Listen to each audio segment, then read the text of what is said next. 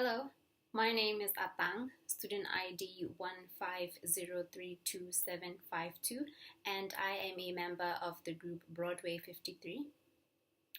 Now, the basis for the group's formation was to undertake a research project on the management consulting sector of the automobile industry and hence produce a report which included various aspects within that sector while considering all of the issues related to the project and the experiences each member dealt with on accomplishing the goal, which was the project ultimately.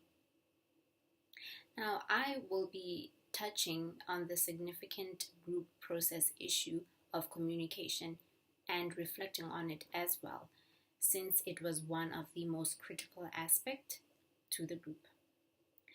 Authors West and Turner, 2009, through Understanding Interpersonal Communication, define communication as a two-way process of reaching mutual understanding in which participants not only exchange information but also create and share meaning. Another definition given by Griffin E. in the year 2000 explains that group communication is the interaction of three or more interdependent members working to achieve a common goal. Whilst participating as a member in the group, there were some important key components that were revealed throughout undertaking our project, and these were interdependence, interaction, work, and common goal. Now, I will elaborate further on these components. Interaction required communication amongst the group members through the use of verbal and non-verbal messages to generate meaning and establish relationships. Effective communication allowed members to share information and opinions, make decisions, solve problems, and also develop interpersonal relationships. Through interaction, members were aware of their diversity, hence could learn which behaviors were appropriate and inappropriate, and also which communication rules govern the interaction among members. Bearing in mind that in our group there is a diverse range of cultures as we are from different places of the world, therefore, group communication required interaction.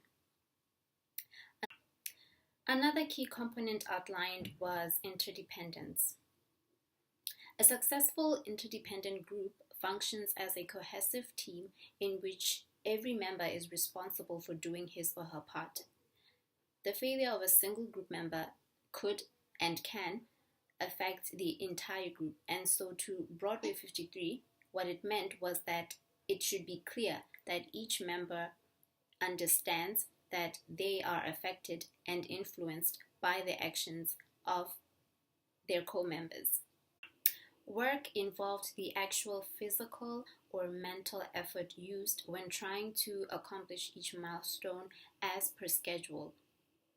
And finally, group members came together for a reason. This reason is what we called the goal, which defined and also unified the group.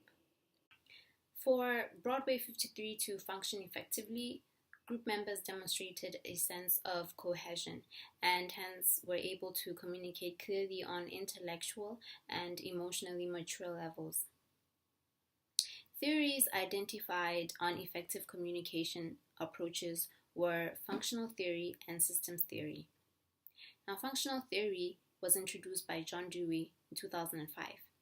What he explained was that this is concerned with the results of group behaviors and structures in the aim of preventing faulty decision making as well as flawed problem solving.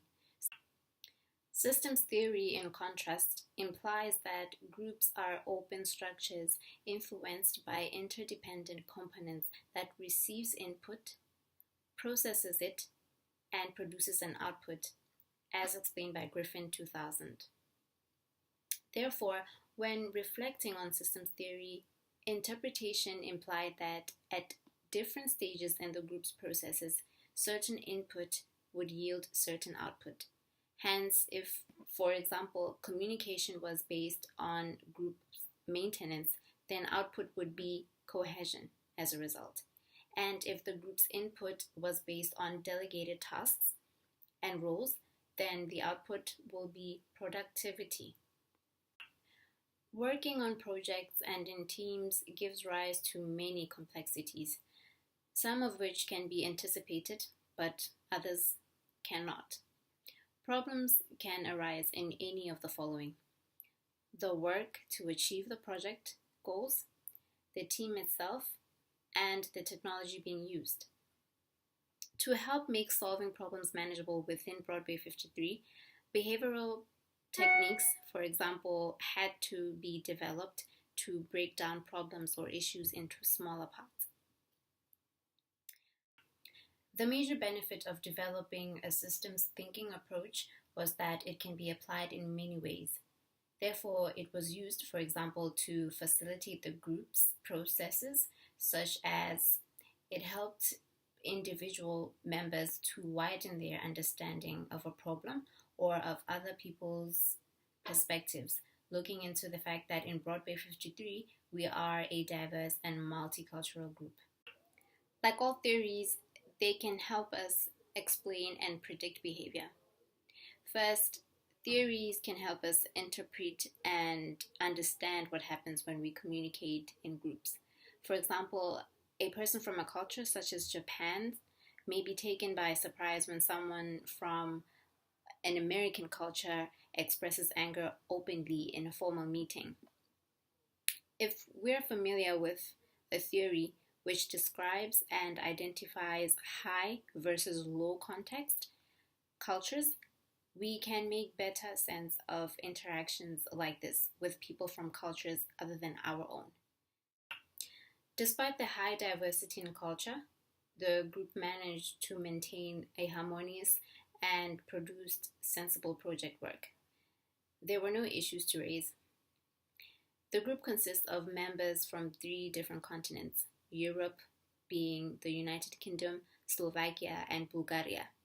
There was Africa, from Botswana, me, and Asia, one from China, thus needing to reflect on cultural diversity on the project. This can be measured through Hofstede's 5 cultural dimensions, of which is elaborated in depth by my teammate Jennifer's part of the group's whole presentation. By applying theoretical perspectives to how groups operate, we as Broadway 53 were able to identify fairer and more just approaches. What I have realized is that when you're trying to get something done, working in a group promises many positive possibilities among them. In a group, one will most likely have access to much more information than any member possesses. The group can focus multiple attentions and diverse energy on a topic. The group may be more thorough in dealing with a topic than any individual might be. This thoroughness may arise simply because of the number of perspectives represented in a group, but it also owes to the fact that members often propel each other's thinking.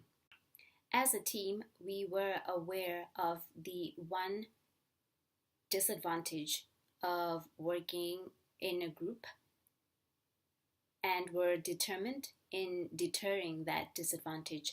This was social loafing. Now, social loafing is when 1 or 2 people are assigned a task, they know they're being watched and are apt to shoulder the burden. Now, in a larger group, however, any given member will feel less personally responsible for what takes place in it. So if too many members follow the natural tendency to observe rather than act, a group may lose its efficiency and thereby find it much more difficult to reach its aims. This, as Broadway 53, was what we had anticipated, and through constant, consistent, and group synergy in our communication, we were able to deter one of these anticipated disadvantage and problems that may arise at project initiation.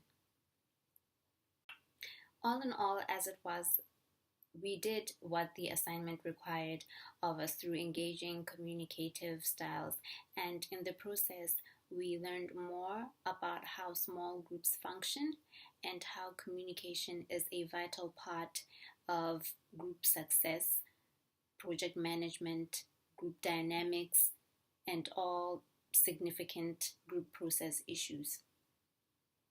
This marks the end of my presentation. I thank you for your attention. Goodbye.